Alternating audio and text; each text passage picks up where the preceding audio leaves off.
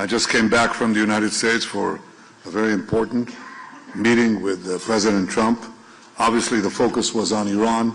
The President is determined to exhaust the possibilities of achieving a deal which he believes can be achieved now because of the circumstances that have been created, the force projection, and the fact that, as he says, Iran must surely understand that they missed out last time, and he thinks there's a serious probability that they won't miss out this time. I will not hide from you that I express my skepticism of any deal with Iran because, frankly, Iran is reliable on one thing. They lie and they cheat. But I said that if a deal is to be reached, it should have several components that we believe are important not only for the security of Israel, but for the security of the United States, the region, the world. The first is that all enriched material has to leave Iran. The second is that there shall be no enrichment capability, not stopping the enrichment process, but dismantle the equipment and the infrastructure that allows you to enrich in the first place. And the third is to deal also with the questions of ballistic missiles. There's an MTCR limitation of 300 kilometers, and Iran is supposed to adhere to it. Of course it doesn't, as the Rising Lion operation by itself manifested. Everybody knows that. And the fourth is dismantle the axis of terror that Iran has built. It's been smashed, but it's still there. It's trying to recover, as Iran itself is trying to do. And the last thing is, remember Ronald Reagan's dictum vis-a-vis the Soviet Union? Trust but verify, distrust, distrust, and always verify. So there has to be real inspections, substantive inspections, no lead time inspections, but effective inspections for all of the above. These are the elements that we believe are important for the achievement of a deal, and I presented our position very clearly. We also spoke about Gaza. I think we set out when we went to, after we were massacred on October 7th, we set up three goals vis-a-vis Gaza. The first one was to return all the hostages. The second was to disarm or dismantle Hamas's military capabilities, and the third is to dismantle Hamas's governing capabilities. The first has been achieved with the help of the United States and, first of all, with the help of our brave soldiers, our incomparably courageous soldiers.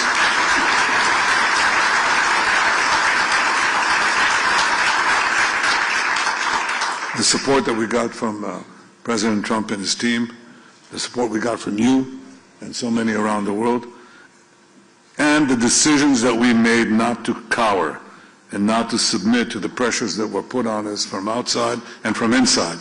We stood our ground. We got every single one of these people out, including the last hero, Rani Gvili, incredible hero.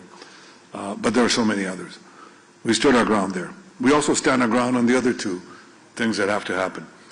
Under President Trump's 20-point plan, when we move to Phase B, what has to happen is that Hamas must first be disarmed, and then Gaza must be demilitarized. Disarmed means that it must give up its weapons, not main weapons. And what are the main? People said heavy weapons. There are practically no heavy weapons in Gaza. There's no artillery, there are no tanks, there's nothing. The heavy weapon, the one that does the most damage, is called an AK-47. Okay? That's it. That's how they execute people. That's how they shoot our people. That's what they use. Assault rifles. That's what they used in the massacre of October 7th. That's what they used. That's what they did the worst massacre of the Jewish people since the Holocaust with AK-47s. 60,000 of them. They have to go. outside. Obviously, RPGs, rockets, and so on. But that's the main weapon, and that has to go. So first, disarm Hamas, and second, demilitarize Gaza. What does that mean? They still have tunnels there. We dismantled about 150 kilometers of 500 kilometers of tunnels. We have to complete the job. That means also that you can't hide weapons labs or other facilities that they use to rearm themselves, regroup and reform, which they're trying to do.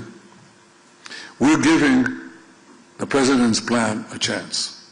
And he put it very succinctly. He said, it can be done the easy way, or it can be done the hard way. We hope that it'll be done the easy way, because we know the ravages of war, we know what it means to lose people. We know the human cost of war. But that goal has to be achieved one way or the other, and one way or the other, it will be achieved.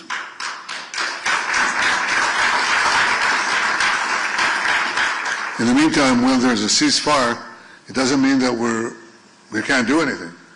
They attack us, including yesterday and today. We killed 13 terrorists. We act in response. We don't wait, we just do. They don't have a free rein, but we are giving them the time, giving the ISF, the International Security Force, and the President's Board of Peace and the various groups, various bodies that are under it, giving them the opportunity to try to do it the easy way. Again, we shall see. And it will be done. Gaza will not pose a threat ever again to the State of Israel.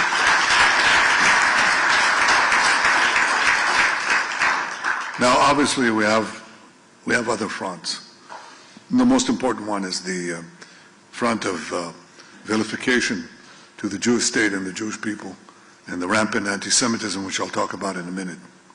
But I want to bring to your attention what is happening, because you will not know it if you turn on the television stations and so on, depends which, of course, you wouldn't know what is happening here. The most important thing that is happening is that people are coming to us. Nations are coming to us. Companies are coming to us. Enormous economic powers are coming to us. Israel has been ranked by The Economist, not a particular fan of me or the State of Israel in recent years, but it ranked the Israeli economy among the 3 most vibrant economies in the world, just now.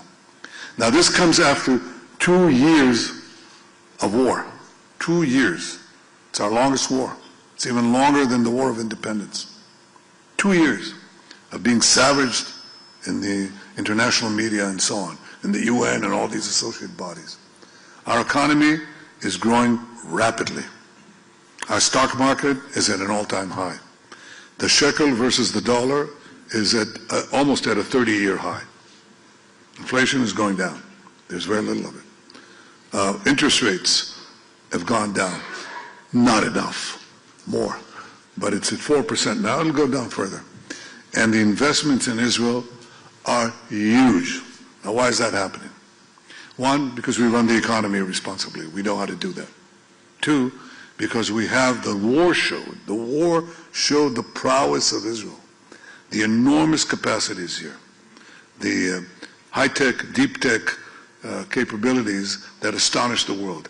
That is not only in the military field. It has immediate consequences in the civilian field, and people understand it. So they come here. Now, as I said, countries come here. Chancellor of Germany was here at his initiative. We'd like to talk to you about our defense industry, in which they want to invest a very, very large amount of money. Who's coming here next week? Narendra Modi. Tremendous alliance between Israel and India, and we are going to discuss all sorts of cooperation. Now, India is not a small country. It has 1.5 billion people. In India, Israel is enormously popular. Enormously popular. Did you know that? Yeah, you do. Good. I'm glad you know it. But I want all of you to know it. And there are other countries that are coming to us, one after the other. There's been a change, as you know, in Latin America. You know it. The first one, obviously, is the constancy of some of our friends. Argentina, among them, a tremendous friend, and deserves tremendous applause. Milei. But there are others. There's Ecuador and Paraguay and Bolivia and so on. I think there are about 7 countries right now, and I'm remiss in not calling their names, but the number is going all the time. Chile. Any more? No, come on, tell me. What? Panama, thank you. Others? Honduras, yes. So have I left out anyone? That's not a Latin American country. Well, there are more. There are more in Asia than you could possibly believe. And some of them are reticent about it, some of them are less reticent, some of them are open about it. They're coming because Israel is a powerful engine. It's a juggernaut on innovation and technology that is changing the world. About 10 years ago, I said that Israel will be among the top 3 cyber powers in the world. I was wrong. Well, I was right, but it's number 2. Israel, tiny Israel, 10 million people, receives more foreign investments in cyber tech than any other country in the world except the United States. I'm talking about absolute numbers. That's what we did in 10 years. Guess what? We're going to do exactly the same thing in AI. We just signed a major agreement with the United States on AI cooperation. We're going to do the same thing in quantum. This is our advantage, and we pursue it with a vengeance. Israel is a very strong country coming out of the war. Coming out of the war, strong economically, strong militarily, strong technologically, and we intend to be a lot stronger. Now, why am I telling you this? Because I believe, oh, and by the way, the United States just issued a Security Council memorandum, and it described its vision of regional alliances and anchor countries, and it called Israel, you know, the model ally. The model ally. An ally that obviously believes in democratic principles, but is willing to fight for itself. We don't ask for American boots on the ground. We develop our own arms industry. By the way, that's something I discussed too with President Trump, with deep appreciation for American support given over the years by both parties, both sides of the aisle, for Israel's military assistance.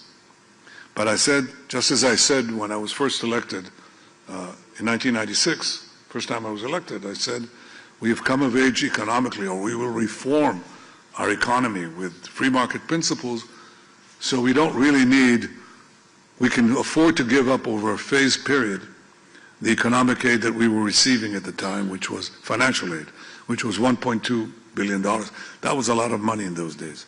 Our GDP per capita at the time was $17,000. Now it's going to be very soon $65,000 per capita.